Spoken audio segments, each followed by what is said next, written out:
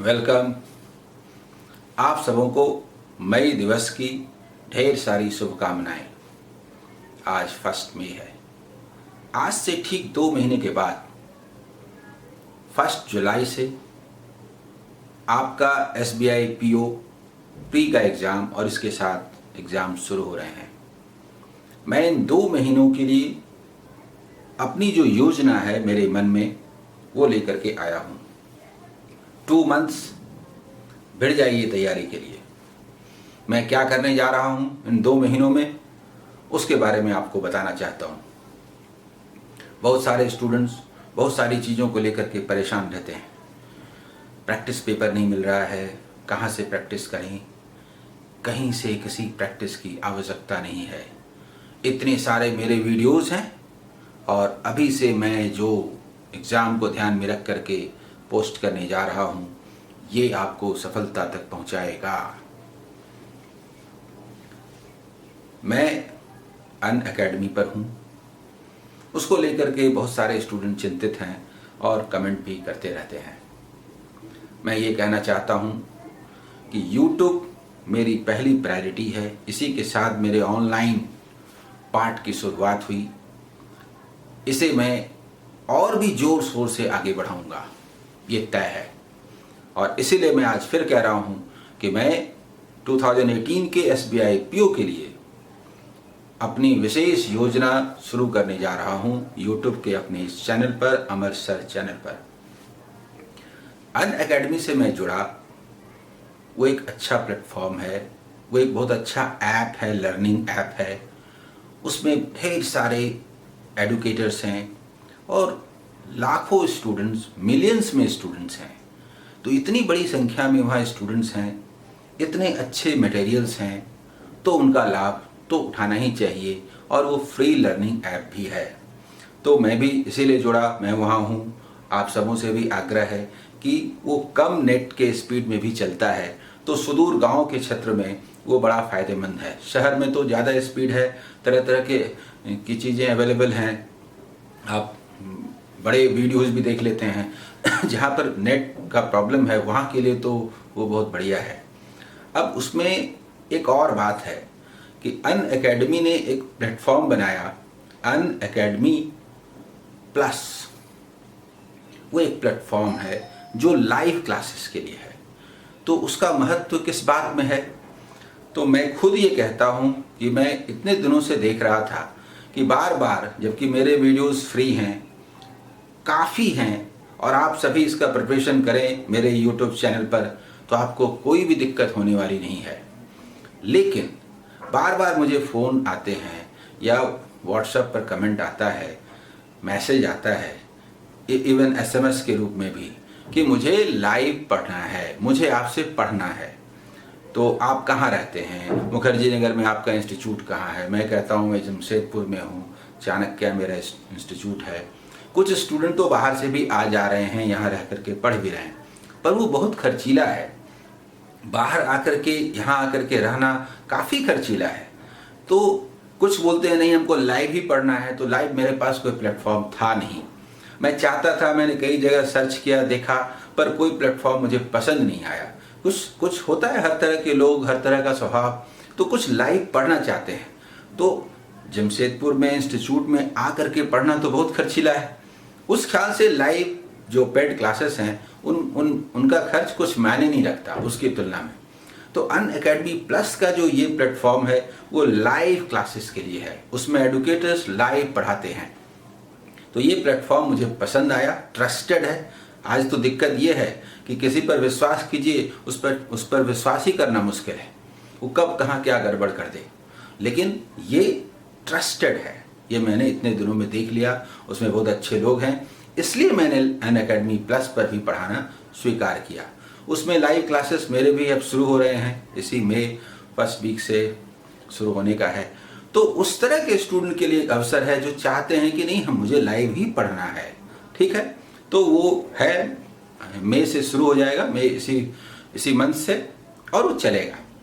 वो उनके लिए है जो उस तरह के क्लासेस चाहते हैं। आप जानते हैं हर व्यक्ति का अलग अलग स्वभाव होता है। लेकिन पूरे देश में सुदूर क्षेत्रों में रहने वाले स्टूडेंट्स के लिए मेरा चैनल, यूट्यूब चैनल समझ लीजिए प्राणवायु है, वो पूरी तरह से जुड़े हुए हैं। उन्हीं को ध्यान में रख करके मैंने ये योजना लाई है। ये 2 महीने में क्या करूं? मैं सोच रहा था कि मेरे जो वीडियोज़ हैं वो तो काफ़ी हैं, सब कुछ ठीक है, लेकिन कुछ अलग तरह से मैं करना चाहता था। अंत में मैंने एक योजना बनाई और कहा कि चलिए मैं आपको बताता हूँ। मिससेलेनियस क्वेश्चंस के रूप में इतने सारे एपिसोड्स हैं। मैं चाहता हूँ कि मैथमेटिक्स सेक्शन में पूरे कोर्स को कैटेगराइज करके अलग अलग क्वेश्चंस दूँ, अलग अलग दूँ, जिसकी शुरुआत मैं पहले भी कर चुका हूँ, पहले से ही पार्टनरशिप का, टाइम एंड डिस्टेंस के, इनके अलग अलग मैं दे रहा हूँ। ठीक एग्जाम में आए हुए क्वेश्चंस, उसी तरह के क्वेश्चंस। तो मैंने ये योजना बनाई है कि डेटा इंटरप्रिटेशन, हालांकि बहुत सारे हैं, फिर भी डेटा इंटरप्रिटेशन इजी हो या हार्ड हो, आप प्रैक्टिस कीजिए।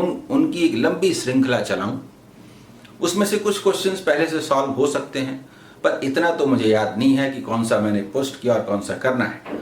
तो कुछ रिपीट भी होंगे, मुझसे ज़्यादा आपको ही याद है कि मैंने क्या क्या पोस्ट किए हैं।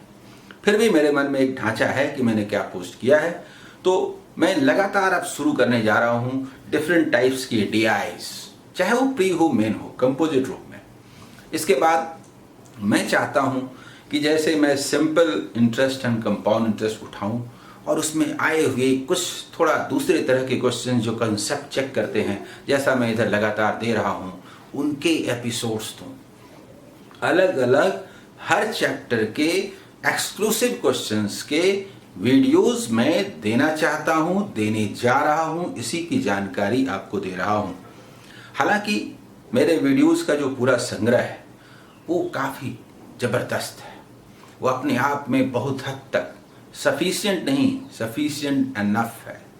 कोई कहते हैं मैं इतने वीडियोस में कैसे देखूं? मैं कहता हूं इतने वीडियोस को बर्डन क्यों लेते हैं? इसे आप एक अवसर के रूप में लीजिए ना। आप हर वीडियो प्लेलिस्ट का 50% देखने का टारगेट बनाइए। बाकी जो वीडियोस हैं वो आपको समय मिलता है तो अच्छा अवसर है, आप टेस्ट दे सकते हैं। उनके स्क्रीनशॉट लेकर के आप टेस्ट दीजिए। आपको किसी ऑनलाइन टेस्ट की जरूरत नहीं है। ये तो सबसे बड़ा ऑनलाइन टेस्ट है मिससेलेनियस का जो है। मिससेलेनियस के जो प्लेलिस्ट है, इसमें इतने सारे क्वेश्चंस हैं। आपके पास अचानक 3 क्वेश्चंस या 4 क्वेश्चन या 5 क्वेश्चन का सेट आता है। आप सोचिए तो करीब 50% टाइम में आप बना पाते हैं कि नहीं। 6 क्वेश्चंस आए तो आप 3 मिनट्स में बना सकते हैं कि नहीं। 4 क्वेश्चंस आए तो आप 2 मिनट्स में बना सकते हैं कि नहीं। ये टारगेट लेकर के चलिए और बार बार टेस्ट दीजिए, बार बार टेस्ट दीजिए। टेस्ट के बिना सिलेक्शन नहीं होगा। कहीं आप ऑनलाइन टेस्ट देते हैं तो उसका एक्सप्लेनेशन तो नहीं रहता। ये कितना अच्छा अवसर है आपके पास कि इतने सारे वीडियोस अवेलेबल हैं मिससेलेनियस के, चैप्टर्स के। मैं बताता हूँ, उस पर बात करता हूँ, क्या जरूरी है, क्या करना है, आपको क्या करना चाहिए, जो मेरी नज़र में लगता है कि बहुत जरूरी है। इसलिए मैंने आज ये वीडियो फिर से बनाने का निर्णय लिया। आप चैप्टर्स के क्वेश्चंस को उठाइए जो मेरे प्लेलिस्ट में है। हालांकि मैं जो देने वाला हूँ वो तो ज़बरदस्त होगा ही। उनको उठाइए। आपने सिंपल और कंपाउंड इंटरेस्ट का उठाया, चैप्टर वाइज पहले से मौजूद है। उसके 4-5 क्वेश्चंस को उठाइए और तुरंत बनाने का प्रयास कीजिए। बनता है कि नहीं? वो इजी है, हार्ड है, छोड़ दीजिए। मैं तो बार बार कहता हूँ, चैप्टर का टॉपिक, उसका जो डेफिनीशन होता है, वही उस चैप्टर का सार है, अर्थ है, मीनिंग है। उससे बाहर तो कुछ होता ही नहीं। इसलिए इजी हार्ड के चक्कर में न जाइए। इजी क्वेश्चंस हैं तो सोचिए बिना पेन पेपर के कैसे बनेगा, गलती ना हो इसका ध्यान रहे, कम समय में बने ये आप सोचें। तो ये बहुत जरूरी है।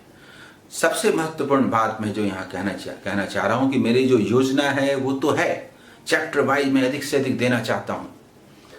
डेटा इनइक्वालिटी भी दूंगा, डेटा सफिशिएंसी भी दूंगा, डेटा एनालिसिस का तो सीरीज ही चलेगा, कैसलेट से लेकर के परमुटेशन, कॉम्बिनेशन, प्रोबेबिलिटी और दूसरे सारे चैप्टर जो ज़्यादा इंपॉर्टेंट लगते हैं, जिसमें पार्टनरशिप बहुत ऊपर है, बोर्डन स्ट्रीम है और पाइप्स एंड सिस्टर्न है, जिनको मैं मानता हूँ कि ये आने वाले सब्जेक्ट्स हैं। इन्हीं का महत्व ज़्यादा होना है चैप्टर बेस्ड DI और दूसरे क्वेश्चंस के ख्याल से भी। एजेस, चैप्टर के क्वेश्चन में एजेस को बड़ा महत्व दिया जा रहा है क्योंकि एजेस में एवरेज भी शामिल हो जाता है। रेशियो प्रोपोर्शन भी शामिल हो जाता है। ऐसे ही चैप्टर का महत्व बढ़ रहा है। हाँ, तो मैं ये कहना चाहता हूँ, मेन का एग्ज़ाम रियल में एक स्टैंडर्ड का होगा, टफ होगा, लेकिन वो वाहियात नहीं होता, बेकार नहीं होता। अगर आपके बेसिक्स क्लियर हैं, यदि आप उसका इस्तेमाल करना जानते हैं, जिनको मैं बार बार वीडियोस में क्वेश्चंस के द्वारा स्पष्ट करने का प्रयास कर रहा हूँ, तो आपको कोई समस्या नहीं होगी। मैंने एक से एक हार्ड क्वेश्चन भी सॉल्व किए हैं। मैं क्या कहना चाहता हूँ, आप वाहियात क्वेश्चन की ओर न जाएं, बेकार क्वेश्चन की ओर न जाएं, उटपटांग प्रैक्टिस पेपर की ओर न जाएं। आप, नाम लेना सही नहीं है, समथिंग शर्मा जी, यही बोलूँगा, उनकी किताब की ओर जा रहे हैं कैट के लिए।